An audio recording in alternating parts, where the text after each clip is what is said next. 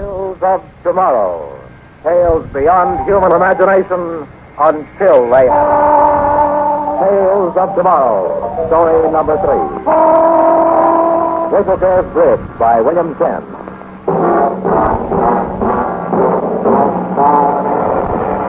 This is your host, O Mentor, saying hello for ABC.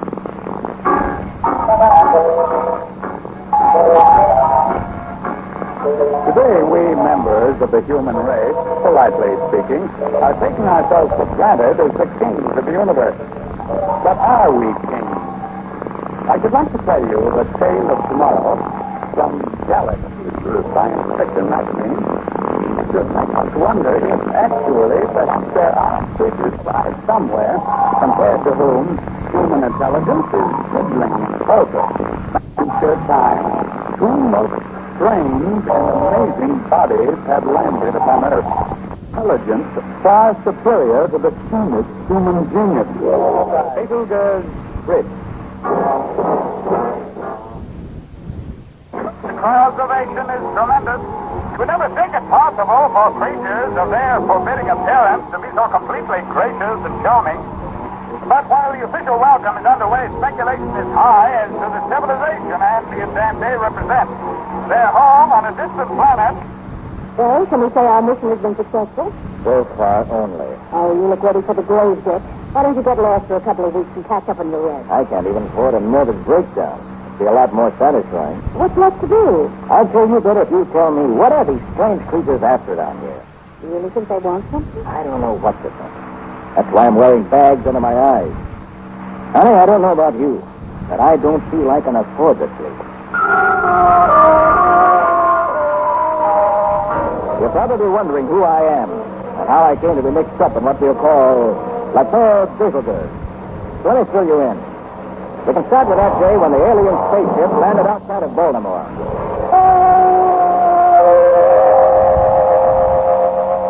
Makes you sick to think how we never tumbled, doesn't it? No more than a hop, skip, and a jet from the capital. Security was clamped down tighter than a mason jar. Person, my old sociology prof, was ferried in by jet plane after the problem had become clear. He solved it for him without batting an eyelash. I was the answer. Within an hour, my entire staff and I were plucked out of our New York offices by the government agents and airmailed to a barley field near Baltimore. The field was alive with Washington grass, coattails flapping in the wind. Hey, so you finally got here. Finally? I couldn't even pack a toothbrush, Professor Truson. Time is important, my boy. Did anyone explain? Something about a spaceship is all I... Is that it? That over there? Doesn't look much like our notion of one, does it? Spheroid. A Rococo spheroid. And the curious thing is that there's not a sign of a rocket motor. Any sign of life on it? That's the really remarkable part. Come along, you'll have to meet our distinguished visitors. How will they know what I'm saying? We had Dr. Warbury out here. For your information, they learned English from him in 2 hours. 2 hours? What an IQ. Superhuman. Get that thing, because it will be very important in what you have to do. The best engineering minds this country can assemble are like a crowd of South Sea Islanders in comparison. These creatures belong to a galaxy-wide civilization. We're backward hicks in an unfrequented corner of space that's to be opened up for exploration. Exploration, that is, if we measure up. Exploitation, probably, if we don't. Where do they come from? Betelgeuse. 9th planet of the star Betelgeuse. That's their home base. I see. Now, here's the plan. We're leaving the technical stuff to brains like Lopez and Minder. They're already going psychotic trying to locate a power source in that contraption. I'll bet. Your job is more immediate. You're the good impression part of the program. What's the matter with our government land at it? When you see our distinguished guests, you'll understand why this problem is completely different. It's as though they're coming out of the ship now. They're right in time. Yes, here they come. Oh? Oh, yes. Why, they look like snails. Human mollusks, if you like. 9 feet of slimy green trunk with a pink shell where the back should be. And those eyeballs waving around on the end of their stalks, I know. Positively ghastly. There's a picture where their mouths. Aside from those eye stalks, they've got no face. The mouth is where their feet should be. What? You'll see it when they lift an edge of that wide base they stand on. Such as it is impossible. Now do you see where a public relations job comes in? Monsters from outer space. That the kind of talk you're worried about? Probably worse. Snails with superiority complexes. Dirty snails would be more likely. Remember your own reaction and think what it would be when whipped to mob hysteria by scare headlines. Yeah, now I see why you wanted a public relations man. We don't want them carrying stories back to their civilization of being shot at by a suspended fanatic. Or about somebody who screamed, "Go back where you came from, you foreign sea food." We want to give them the impression we're a fairly amiable, fairly intelligent race. This one can be dealt with reasonably well. So they set up trading posts on this planet instead of garrisons. Yeah, I see what you mean. Hold it. They've seen you when they're coming over to get acquainted. What? They knew I was coming? They know who everybody is.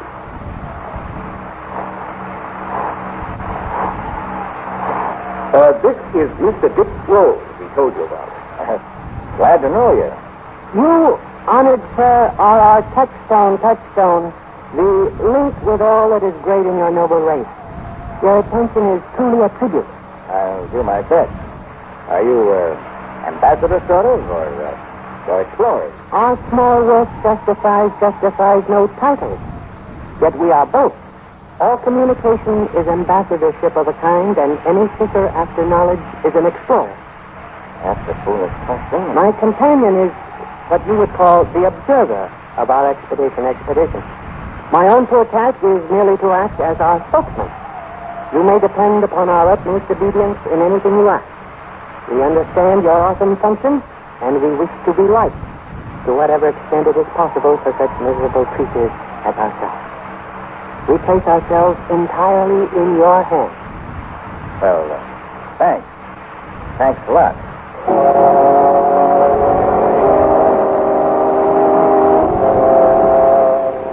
You can understand what a job I face. All those years of lurid magazine covers showing females menaced by assorted monstrosities, the horror movies, the invasion from outer space novels, the Sunday supplement sight flashes. All those sturdy psychological ruts I had to retract. The government offered me a month for the preparatory propaganda. At the end of the first week, I settled down with my secretary to check our schedule. And this will give you an idea of the magnitude of our little chore. Here's the checklist and progress chart you asked for, Dick. We have to put a girl on the full time to keep up to date, Sandy. Take down his latest developments. Right. The scientific articles from Chosen's men have come in and are being sugared up here in the office. Magazine maps are being ripped apart and held open for them. They'll appear in the newsstands next week. Did you persuade those magazines to... Now, the government boys handle that, thank heaven. What about the newspaper censorship? Well, they had features in the wire yesterday describing humble creatures who create our gardens, snail racing, the spectacular new sport, and the basic unity of all living things. And if the public doesn't like snails after this barrage, what more can you do? Plenty. We're going to hit them on the head with a video show starting next Tuesday. It'll be carried on all major networks at the same time. That sounds great. Those two little snails are going to climb right into America's heart. The public will eat them up. What do you call him? Andy and Dandy. Cute. How can they miss? They got 14 top writers collaborating on the script. Added to the video show is a comic strip. The movie's going to take a little longer, but there'll be a full-length Andy and Dandy cartoon playing every city across the country. This campaign is genius, Mr. Rose. You're a genius. You realize there's never been anything like it in history. May there never be anything like it again.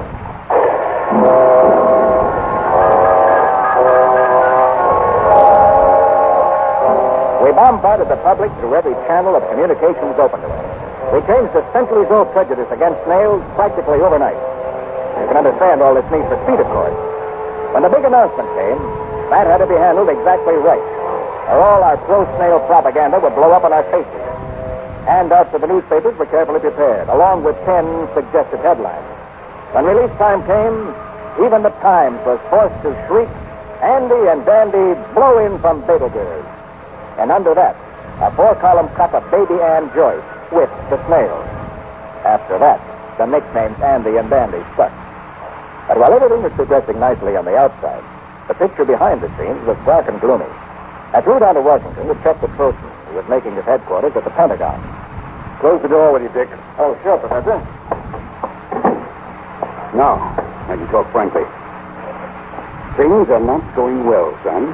Professor, nothing produced on Earth ever got such a warm reception as these characters are enjoying. You ought to be congratulated. Ah, standard stuff. Pose them with the orange blossom queen. Pose them with Idaho potatoes and Milwaukee beer. Pose them laying a cornerstone. And by all means, pose them with some Hollywood starlets from Malibu Beach. Been working for years. We certainly can't complain about their spirit of cooperation, at least their apparent cooperation. Meaning what? Look at that sheaf of notes. The size is impressive. The results of 4 months of questioning. 4 months of painstaking interrogation by trained sociologists. And we don't know as much about Betelgeuse 9 as we do about the social structure of Atlantis. What's the matter? Want to talk? They'll talk your ears off. It comes out like a good political speech where everything sounds wonderful and packed with importance. And then you find out there hasn't been a blip of things said. Look here. Listen to this recording we made. Andy was asked if his government was a democracy. This is what he said. A democracy is a rule of the people according to your rich etymology. We could not, in our lowly tongue, have expressed it so succinctly and movingly. One must govern himself, of course. The degree of governmental control on the individual must vary from individual to individual and in the individual from time to time. That should be enough to give you an idea of what we're up against. For 10 cents a word, that guy'd make a fortune. What about the technical department? Mainzer, you mean? Mainzer and Vinci and Lopez. They're still hunting the power source in that spaceship, aren't they? And not doing much better than I am. Maybe Andy and Andy don't think we're old enough to play with matches. If that's true, why should they give us free run of their ship? And again, on the other hand, why should they give us such pleasant and courteous answers, adding up to nothing? They're such complex and artistically minded creatures, chock full of poetic sentiment and good manners, that it's impossible to get mathematical or verbal sense out of their talk. Well, that spaceship should be some kind of clue to their civilization. Looks like one of those delicate jade carvings that took a lifetime to accomplish. It goes with their highly polished manners. Basically, it's reminiscent of civilizations that have developed to the point of decay here on Earth. Well, at least we're perfectly clear about what we want to know from them. And it still leaves the big question, Professor. What do they want from us? I know. And if we can't learn anything about them, we're going to be in a sad bargaining position when we do find out what they want. I'd say we'll be like the Indians who paddled out in their canoes to meet the first white man. Just about that naive.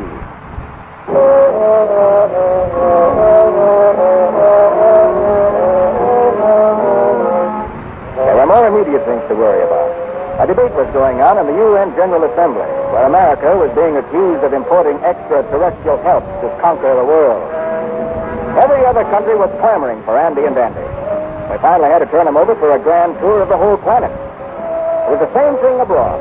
They were all things to all people. In Russia, they delivered a ringing speech on the scientific validity of communism. In Bern, they lauded Switzerland as the mother of democracy and praised the capitalist system. And so it went. But the big shocker came when they got back to the States.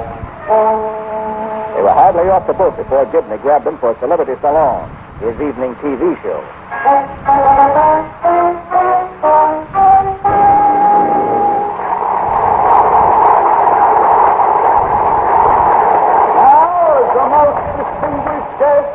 To appear on this star-studded ark are charming visitors from outer space, Andy and David.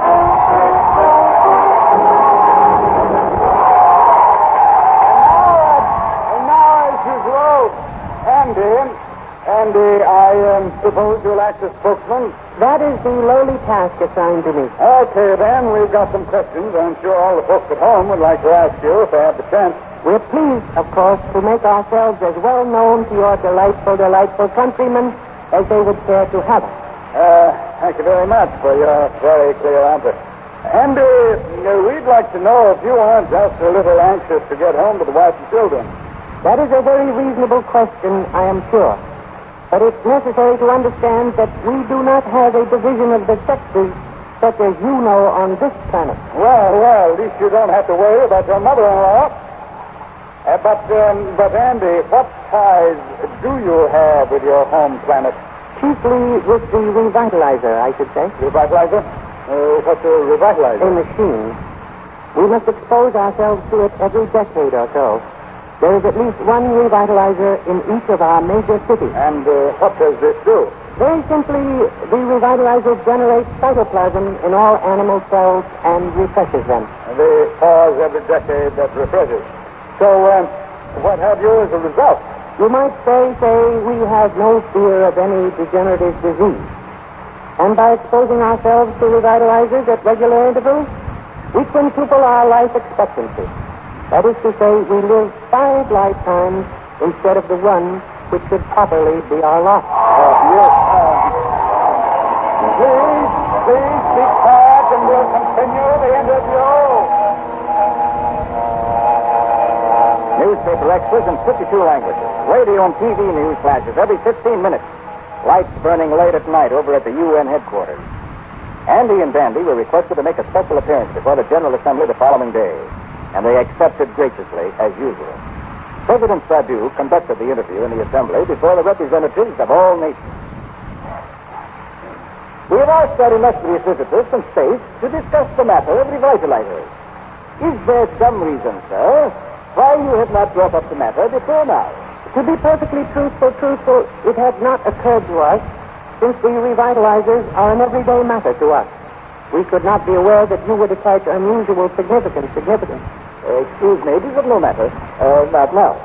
The important thing is that we must have revitalizers to rid ourselves of all disease and increase the span of life. Unfortunately, our race does not manufacture these machines for export. But you must now understand, sir, that they are of vital interest to us. Undoubtedly, you richly deserve these life-giving mechanisms, but I can only repeat that none are available. What would your people want? We will pay almost any price within the power of this entire planet. I am stunned by the magnitude of your offer, but can think of nothing which would persuade our people to supply another planet. Surely there must be something which we on Earth have to offer. Excuse me if I may consult with my companion for a moment.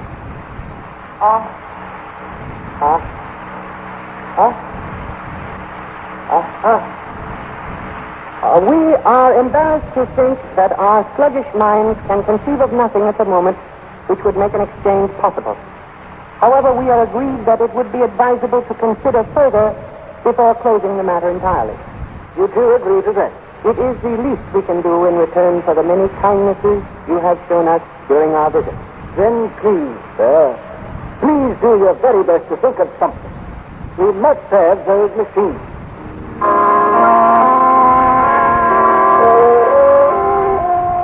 President Sadu of the United Nations personally escorted Andy and Dandy back to their ship, which now sat in a restricted area in Central Park. Then the world chewed its fingernails for 6 days while the two snail men sat inside, presumably in solemn contemplation of the matter. On the 7th day, they emerged and immediately rushed before a special session of the General Assembly. Distinguished sirs, you have reached some conclusion in this matter. It has finally occurred to my companion and me that a way may be open to an exchange. You have only to name it. Let me explain that our own planet is woefully in short supply where radioactive elements are concerned. Yes. Barren worlds containing radium, uranium, and thorium have been discovered and claimed by other races.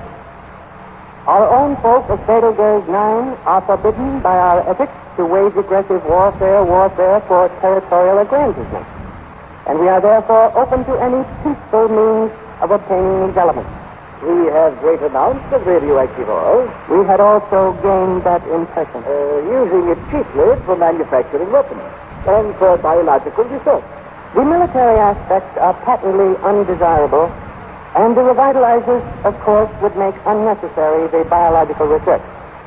Therefore, if the contract appears a good one to you, we will agree to supply this planet with all of the revitalizers it requires in exchange for your radioactive ore. All of it.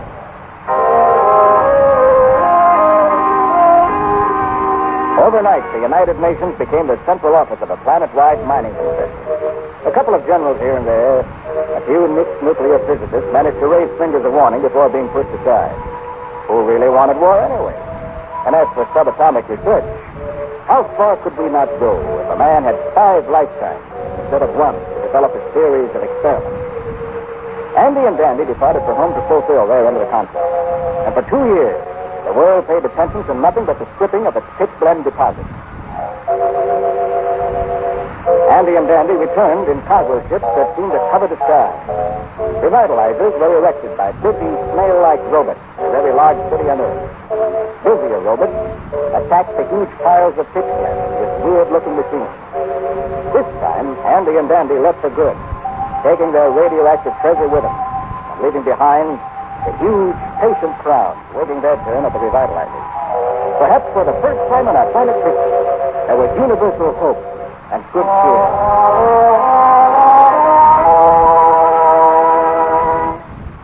When will we have our turn at the revitalizer, Dick? I have some cold feet I'd like to get rid of. Picking age would come first, Sandra. A young girl like you'll be way down the line. You realize that even at your present age, you'll be a youngster?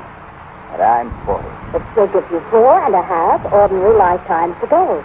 Isn't it wonderful to think about? Yeah. Think how far a man could go in just one career if he devoted his entire 300 years to it. Tell me, what will you do with those extra lives of yours? I've been thinking about all the books I'll have time to read. All the books I'll have time to write. And marriage. Hmm? And somehow I've never found time for it.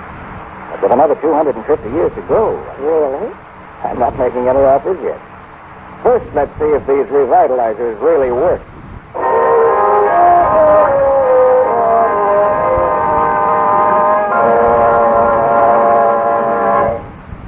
6 months after Andy and Dandy departed into the skies, the revitalizers quit dead, stopped working.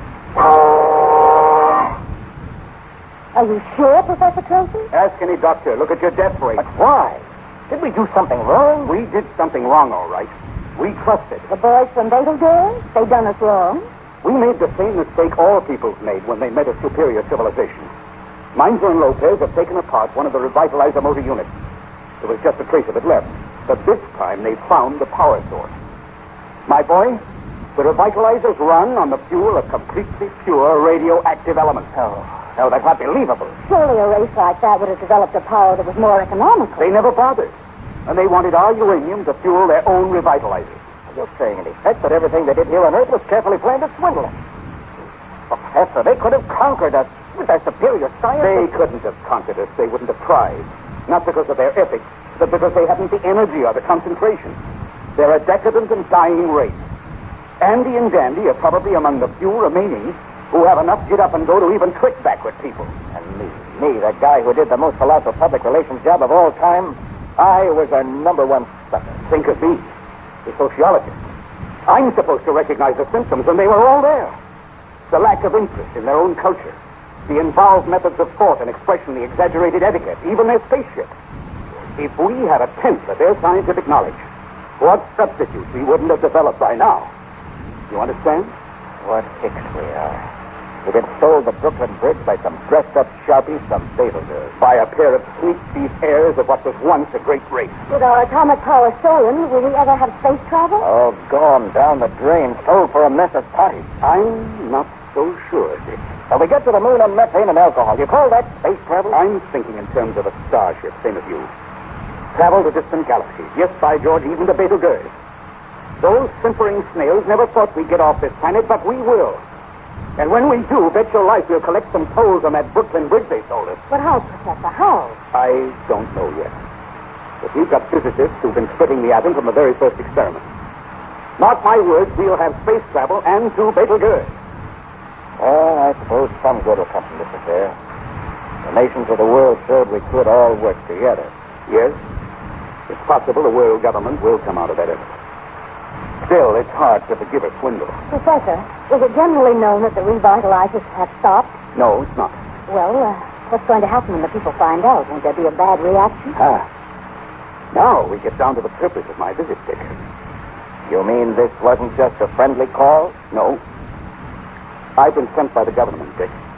They're acutely aware of the reaction when the people learn the truth about the revitalizers. And you have been appointed to do a public relations job to prepare our good citizens for the shock. All right, I'll do it in one condition. That if and when you ever go to Betelgeuse, I go with you.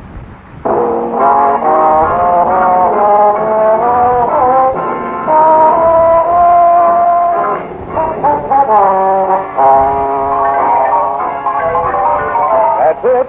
Betelgeuse Bridge by William Penn. Thanks to Galaxy, that wonderful science fiction magazine, now in the stand. Next week, another extraordinary tale of tomorrow out of Galaxy Science Fiction magazine. called The Other Now by Mary Leinster, about a fellow whose wife faithfully continued making written entries in her diary after she had died in a car accident. This is your host, O Mentor, saying, until next week, take your time before someone else does. Tales of Tomorrow. Heard in tonight's play were Lon Clark as Dick, John Gibson as Andy, John Stanley as Sosin, and Raymond Edward Johnson as your host. Music was composed and conducted by Bobby Christian. Script adaptation by Don Whitty. Produced by ABC in association with George Foley and directed by Clark Andrews. This is Dorian St. George speaking.